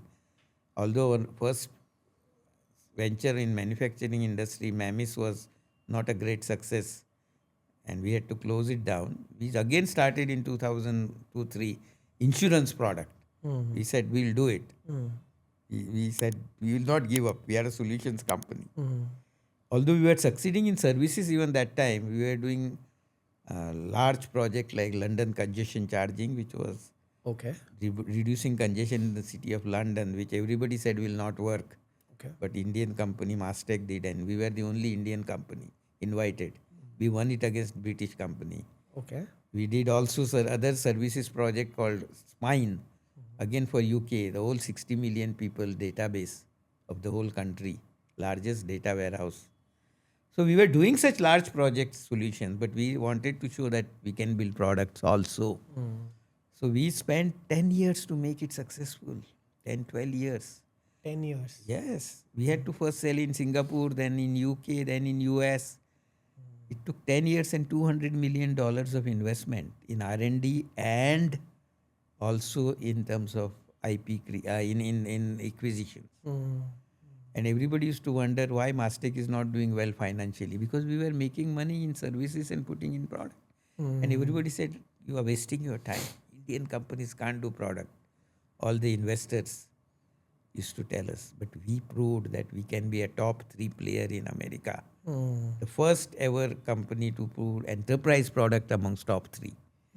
And then we said we can't run it as one company. So we separated into Mastek and Majesco. And Majesco was listed in New York Stock Exchange and later in NASDAQ. And first pure play product company to get listed from India. Nice. Like Infosys was first services company to get listed. We are first product company to get. So I'm very proud that Indian companies can do product, not that they cannot, but it is hard work. It requires a risk, it requires a vision, it requires a courage. I am glad that we showed it at Mastek. So services business, nothing wrong with it. It's a big business. In fact, it is larger than product business even today. Sorry. And why not? We should succeed there if it is easier to do that business. But product business will happen. Indian companies are now doing products. The time is ripe now. Yeah. So I would say it's not mistake as much as, yes, we do feel that we can do brands, and if some conditions external were right, we could have been. After all, remember, we do a lot of product building which is sold as not Indian product, but products of a multinational company. Many of the product companies have a GCC here. Yes. Where is the product getting built? We have a talent, but we necessarily do not have all the other ingredient. So, as an entrepreneur myself, an ex-entrepreneur, I would say now, every guy's dream is like IPO, right? What is your IPO story? Walk me that through is a it. story by itself. How was the mood? How relieved were you after the IPO? So remember 1991, liberalization has just happened. Right. Remember 1991, before that, if you had to do IPO, your prices were decided by somebody in Delhi. Is it? Who looked at your past 3 years' profit and then told you this is the price you should quote for. It was not free market? It was not a free market at all. And that sweat equity concept was not there. As I told you, NASSCOM worked very hard to make that happen also, by the way. Another achievement by NASSCOM. So 91 happened and we could see some light. SEBI also just formed that time. SEBI was also formed in 91, 92. So Mastek was the leaders in thinking. So we said, let us go public. We need to have a lot of money to grow. We are building products. We have taken venture capital. They also need exit. So we were ahead of others in terms of thinking. And we were one of the first companies to go public post-liberalization, IT company. We were the first, I think. There is nobody before us. Now everybody said, Arey bhai, software again, that same thing that I was saying about my mother. This broker said, what is this? Kya hai? Kar kya rahe hai tum? To talk in Hindi. So what are you doing? And there was no analyst to analyze. And you want to free pricing. So our 10 rupee share was priced at 70 rupees. And they said, this will not work. They came for our presentations. And mind you, we were not doing much export even in 91. Okay. As I told you, for 6-7 years. Our whole offering was Indian Domestic. market. Yeah. It was still more hard to grapple. Everybody said, you are not doing export as much. Only 20%, 30% export. So it was very hard. And on top of it, we had Ayodhya happened just 8 days before our public issue. Oh, okay. It was a great calamity in the country. Financial centers were closed. And on the last day of our issue, everything in Mumbai was banned by some political party. So everybody said if we postpone the closing, then that time it will be considered as failure. I see. But if you don't close also, you will be failure because you won't get subscription. So yeah. what to do? But we postponed it by a day or two because that time people used to physically write applications, not all these online, not price discovery. None of that was there. But That our too in a country which was closed, like mostly. yeah. Yeah. But our issue got oversubscribed. There was sigh of relief among NASSCOM members. I still remember that dinner party just a day after. Everybody congratulated me as soon as I entered, saying, "You have saved IT industry. Now others can go public." Yes. Many others went public after that and become successful. So I'm proud that we kind of opened the door for investors to get involved in IT industry. That's why BSc, NSE celebrated 30 years of our listing just 2 months back. They had a special event for us Okay. where they celebrated Mastek's listing. 30 years. So I hear a lot of podcasts from the Special Forces guy. So in the Special Forces, they say whenever there is an ambush in which the Special Forces find themselves in, it is always the first guy who picks up the gun and gives it back to the people. I see a lot of firsts in Mastek's journey. Yes. First for the product, first to go outside. One, in a way, the first IPO in terms of an IT company. It's a fantastic mindset, right? And I would like to have your opinions on a number of things since there is a vision and there's a a knack of getting things right. So people talk a lot about deep tech now. It's the buzzword right now. There's a RDI fund of 1 lakh crore. So what is deep tech in your definition, and how do you see it shaping up in terms of blossoming something similar to an IT industry in India? Or do you feel we are still not prepared in terms of scaling deep technologies in India? Yes, so deep tech is of course a little bit that way fuzzy in terms of boundaries of what is called, can be called deep tech. But I would define it as something which requires an investment whose market may not necessarily be evident today, which is foundation for tomorrow's applications and tomorrow's markets. So there is a sense of anticipation, courage, and investment that is required at one level. Because if it is something which is just something which is already available and you are riding on that, it may not be called deep tech. So deep tech definition is something which will make difference, but it will take some time. So that is a time dimension of deep tech, I'm saying, at one level. Okay. The technology dimension of it, of course, is very clear. It is about technologies which are not being used today, but we need to be exploited by doing more research, by more investment, so that it is visible impact of it is seen, whether it is in the AI or whether it is in the energy or whether it is in the biotechnology. In all these areas, the results are yet to be seen. Yet people can see that some breakthroughs have to happen. So I'm saying deep tech can be defined in that sense. So people may misuse and define everything as deep tech. At the same time, one has to be careful. But I think that is one area that India has to invest, because today's technologies are not enough for tomorrow's India. Tomorrow's India will be different India. Tomorrow's India has to use technology to make successful. Gone are the days where you could just be a importer of technology. Today, many of the leading countries, America of course is the leader in that, but each of the countries today are investing in new technologies, whether it is AI, whether it is biotechnology, whether it is energy. And most of these researches and innovations are coming from there. We want India to take that lead and India to come out with innovations which people are willing to buy from us and not only pay for it, but build applications around it. And we have a great market today. 1.4 billion people, and one of the top 4 countries today in terms of GDP. It's not small now. Right.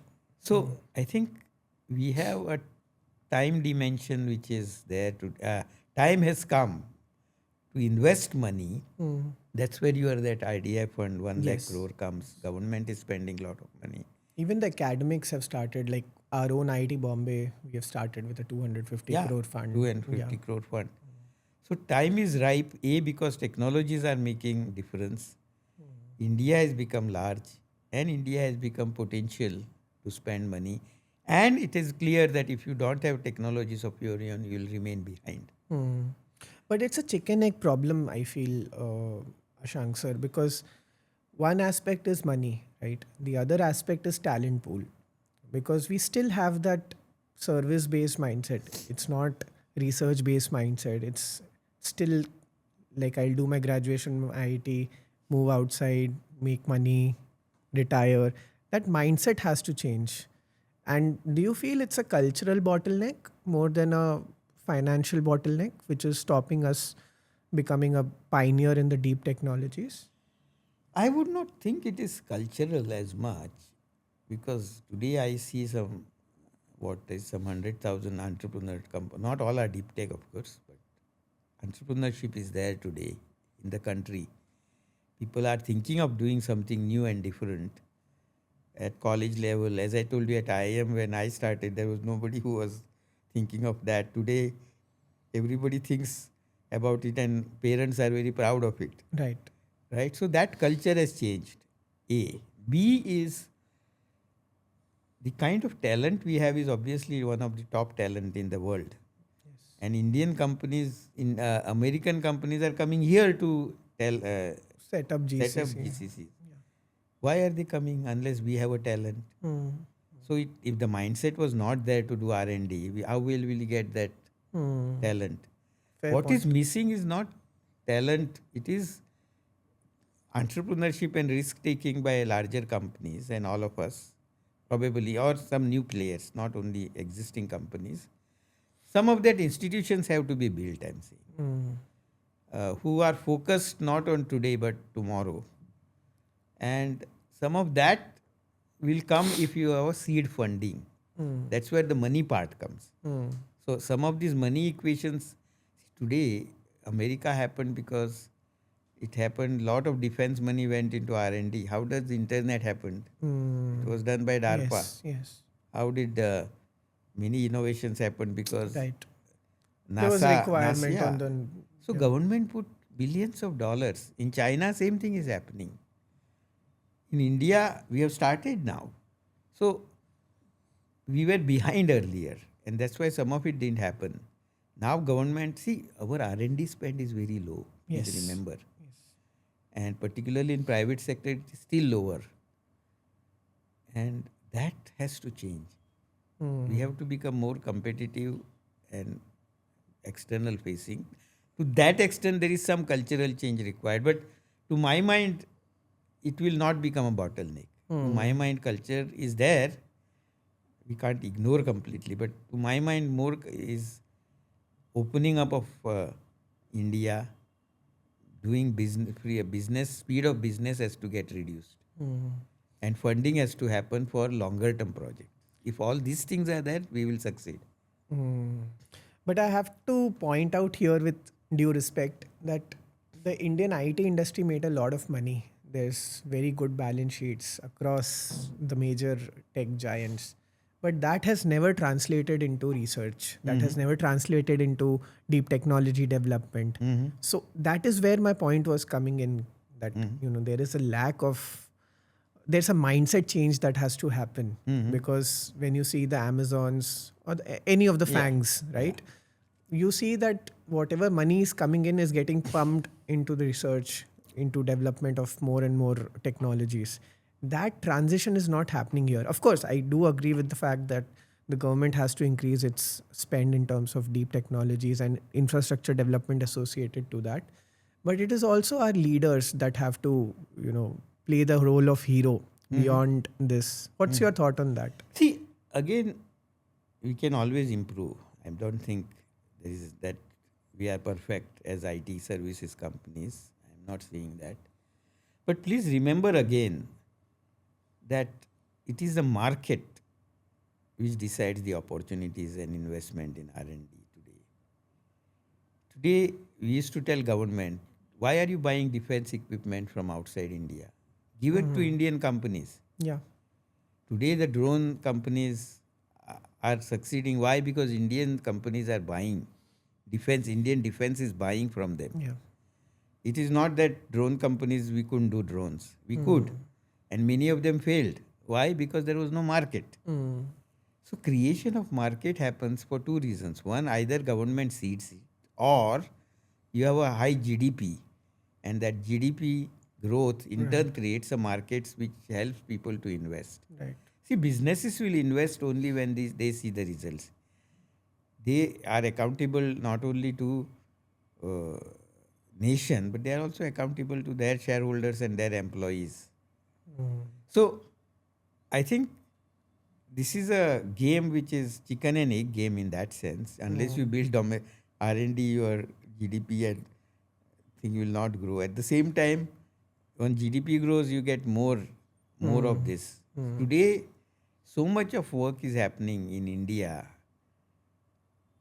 because Indian government is putting a lot of money in India, and Indian IT customers are spending a lot of money because they have become competitive. Yes. See, today, if you protect industry, they will not invest in IT. Why do you think American companies invest in IT? Because they have to compete. Right.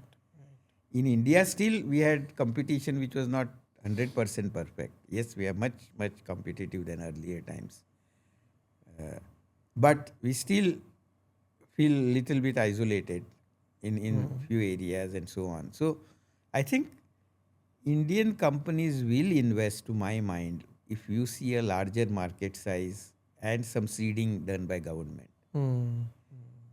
Fair point. So I see a lot of parallel between the NASSCOM era and the AI revolution that is happening here.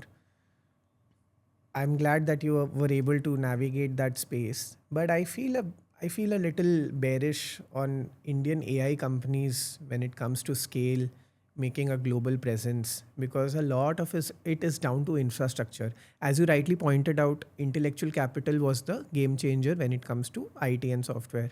But when it comes to AI, there's a need for infrastructure, there's a need for capital, there's a need for talent. So all have to go in. So how do you, foresee this situation? How do you,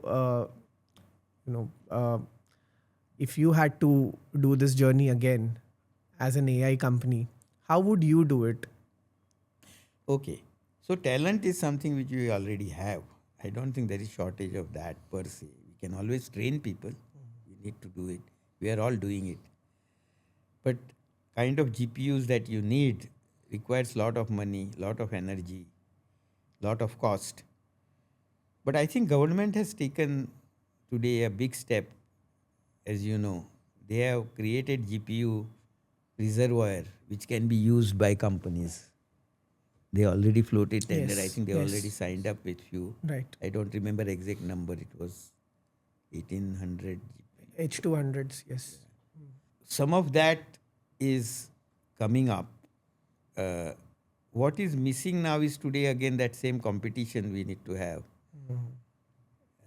China is a good example for that. They are so intensely competitive. Today they are, for example, largest producer of EV. They have crossed Tesla, Yeah. BYD. But do you know that there are 100 other companies I who was have about failed? to say that, yeah. They have failed. Right. There are 100 of companies who have failed because they can't compete with these other successful Chinese companies. So some of that will happen if we build that, what would I say, speed of business. We keep on telling government, there is one thing which is important is we need to still change. We are improving. Government has done lots. It takes much less time to build a company, register a company. But Faster time to get a phone also. time to get a phone also is less. Why? Because it is privatized. Yeah. But government is still running lot of services which are to be improved. We tell government today a contract, it takes some 6 months or what is it? Some large number in Mumbai to get a contract registered for the real estate Okay. building. Suppose you want to do it.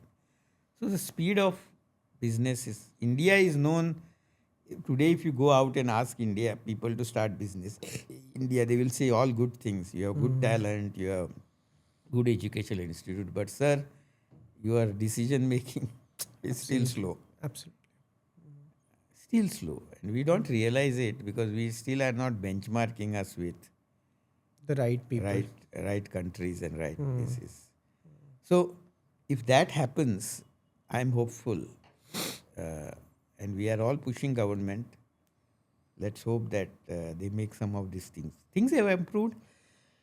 I'm not saying nothing has changed, but I think we need to benchmark not ourselves, with some others who are doing better than us. But will it, in your opinion, will it be still an outsourcing model like it was in the software industry, or do you see that real hardcore AI foundational research coming out of India? I think both will be there to my mind. You see, all these GCCs and Indian IT companies, we are also doing a lot of work in AI. We are doing some applications which we could not have done without AI. Right. So some of that is our strength and we should use that. See, ultimately, remember, AI investment today is going in just hardware. There is no software applications from pull which is coming. If you go to our customers, they are still wondering how to use AI Right. in applications. So all this money will become a bubble if unless you see applications. Right. And who is making applications possible? Us. Us. The talent of India particularly, or any other talent. The point I'm making is we are an engine to make technology happen. Please don't underestimate us as just outsourcing company. We make technology happen. My company made London congestion charge happen. By doing that, we reduced the congestion in the city of London. Right. I'll give you that example. I went 2 months after that to London and I took a taxi and I asked them, what is new? He says, you don't know. I said, what is it? He says, London congestion charge. You see, now there is less car on the road. So I get very easy, 15% more time to park space. I get 15% moves faster and I do 15% more business. So then I said, do you know who has done it? Obviously, I had my commercial angle. So he said, oh, you guys did it. So he says, when I got down from taxi, he says, I should not charge you. You have made my day, he said. Now that's Impact. That's technology. Yeah. We used latest Microsoft technology in 2002 and real-time system, and we built a mobile gateway. So Back in 2002. Okay. we built a gateway. Now it is very easy. Point I'm making is technologies were there, but Indian IT companies made these technologies feasible to use in applications. So AI also has to go through the same phase. It is nice to have AI and NVIDIA and all that. It is required.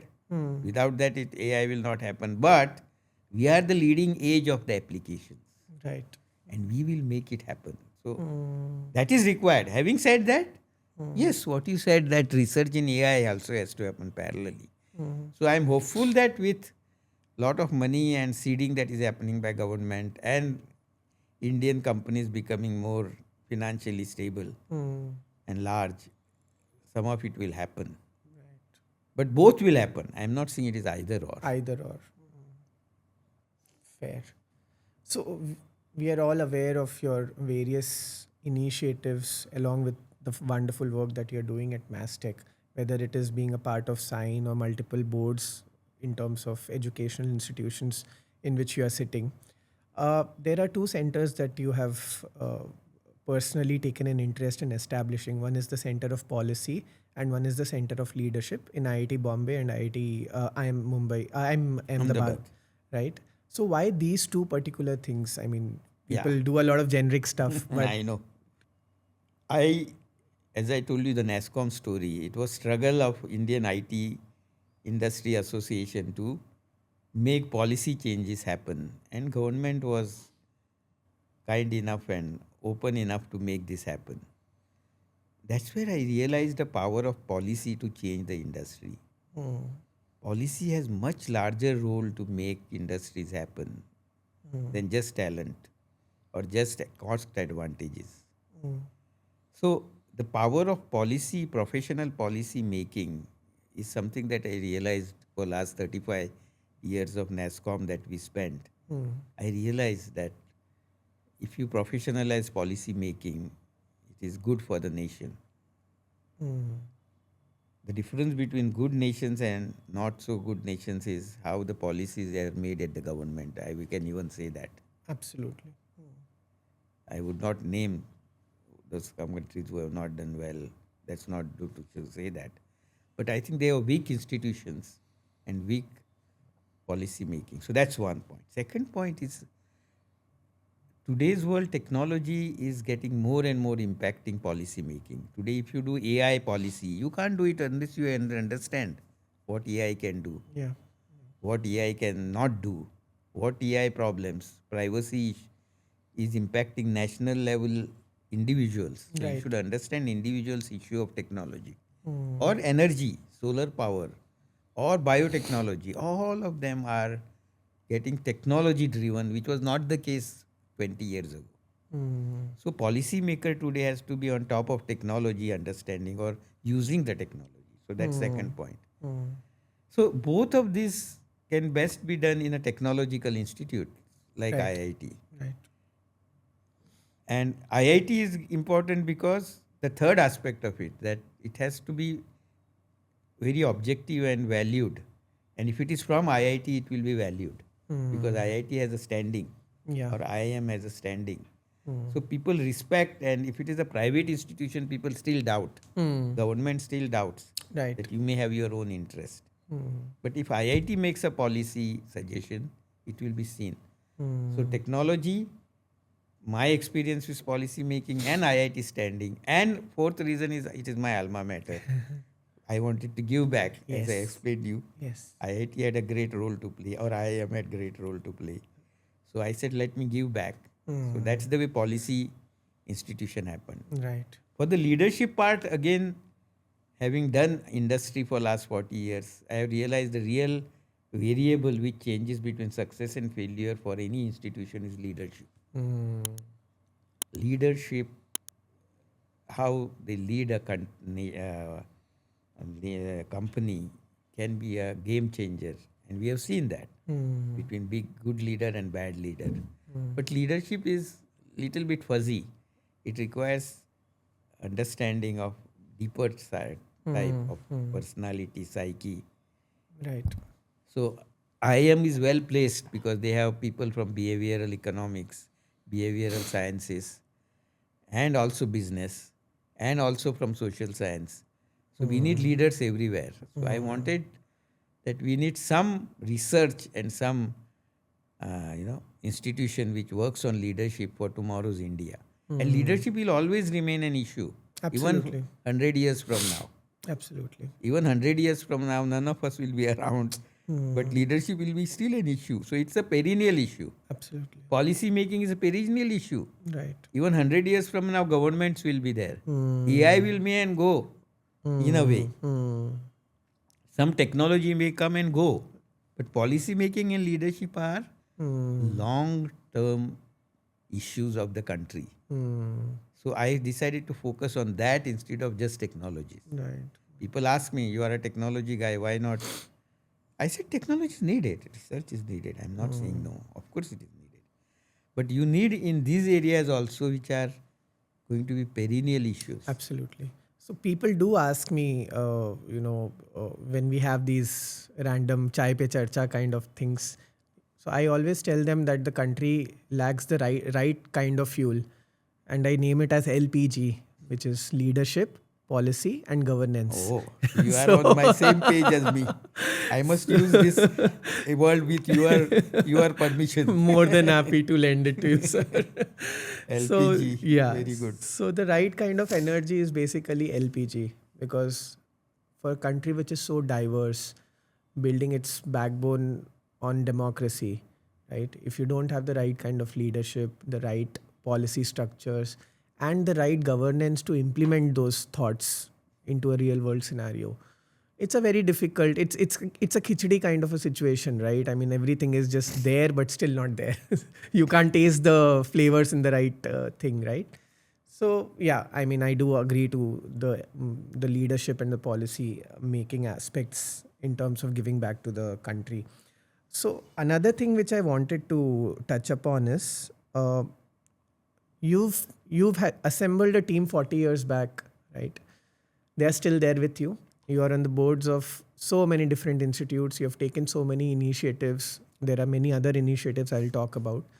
So, what have been the key leadership lessons in a very, very simplistic way, if you can tell us, for our audience? Because a lot of our audience are actually budding entrepreneurs who want to become the future leaders of this country. Sure. In a very simple and fast way is, if you have to be victorious, that means you need 3 V's. Mm-hmm. So leadership is like building a house. First, you need to think through what will be the top floor looks like. That's called vision. A leader need to have a vision of what kind of institution one is building. Mm-hmm. If you don't have a vision where you are going, what you are doing, what kind of impact you want to make on stakeholders, you will going all over the place. So sharp focus on vision is first leadership issue. But building also needs a good foundation. Otherwise building will fall, right? Right. You can have a good top floor, but it will collapse. That foundation is second V, which is values. Values, how you deal with customers, employees, ethics, all these values are extremely important. You just have a vision and no values, you will fail.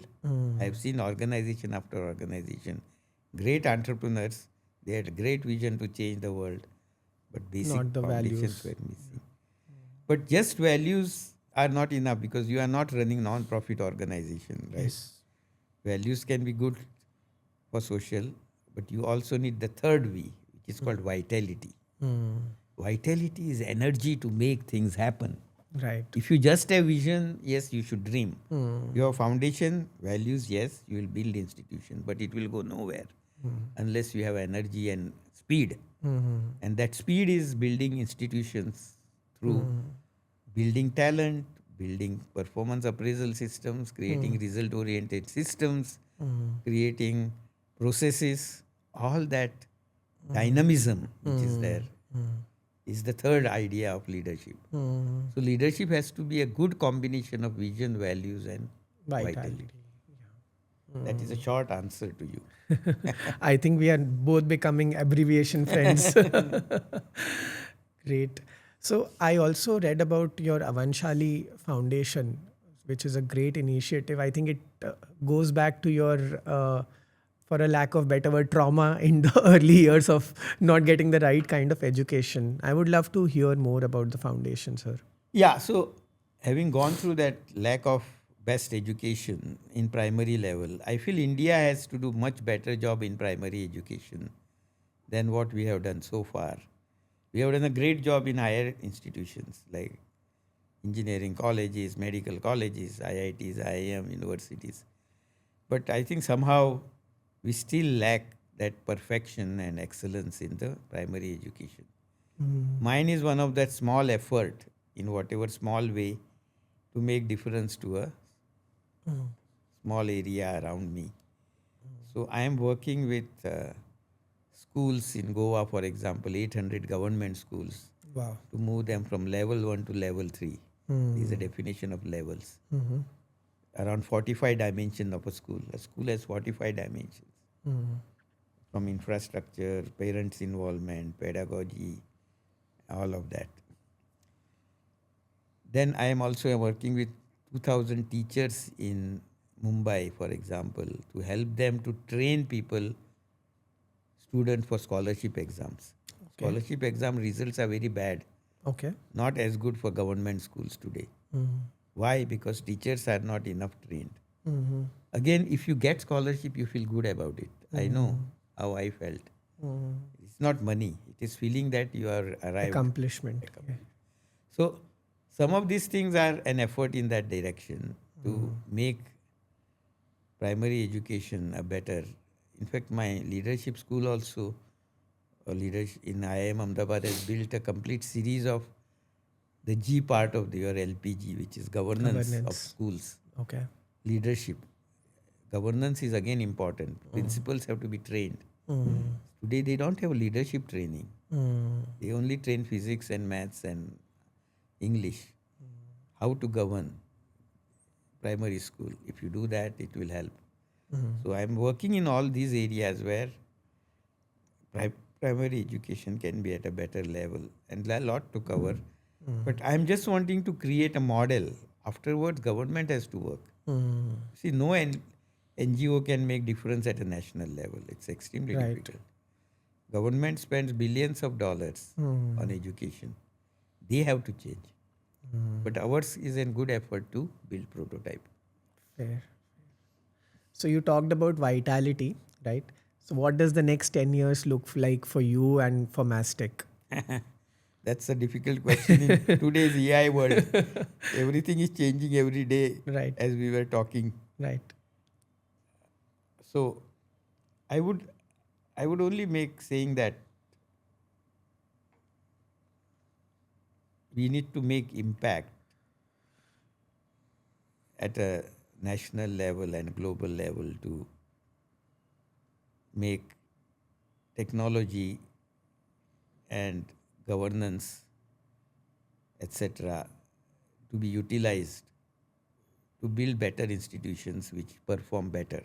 Whether it's Mastek or whether it is boards that I work mostly on these aspects of hiring best CEOs, creating best governance systems, getting best of the technologies, so that these institutions run by themselves. See, Right. we can't run everything. We need to create tomorrow's leaders and create a system of institution which runs by itself. Right. Today we complain government that we don't have a speed of business. Why? Because that is one missing element. We need to create that speed of running company or vitality, as you said, Right. in companies that we lead, isn't it? If we come every time you have to come to a boss, then the vitality is lost. So how to build those institutions which make difference? Whether I run Mastek or whether I run Avanshali or whether I am on the board of Parfi and others, which I am one of the founders, Okay. I make an effort to build a system and build an institution, hopefully, which will make better impact than otherwise. Fair. So we've had a long conversation. One last question before we part ways for now. What kind of legacy would you want to leave? How would you want people to remember Mr. Ashank Desai? I know there's a lot of vitality, there's a lot of things that you want to do, but still, I mean, it's a huge career. It's a very long timeline that you have worked at. So how would you want to be remembered as? Difficult question and difficult to articulate in a way, but I think what should be remembered is your background should not be a constraint for the impact that you can make, provided you have a right set of values and energy with a wish to make a difference. And that includes, as I said, perseverance, that includes humility, that includes respecting other people. If you practice some of these and then take accountability for yourself, anybody can make difference. I don't think anybody should feel disempowered that he or she cannot make a difference. You are underestimating yourself. If you have the qualities that I talked about, you can be anybody that you want to be. There are some conversations that leave a very deep impact on a person. I think this was one such conversation. Thank you. And I'm really, really happy to have you here and have such a deep insight into how the Mr. First of everything thinks. No, I wouldn't say that. But thanks for asking me very pointed questions. Right. It shows the research that you have done on Mastek and me and my other work and thought that you have given. You see, ultimately, questions that you ask comes forward with answers, isn't it?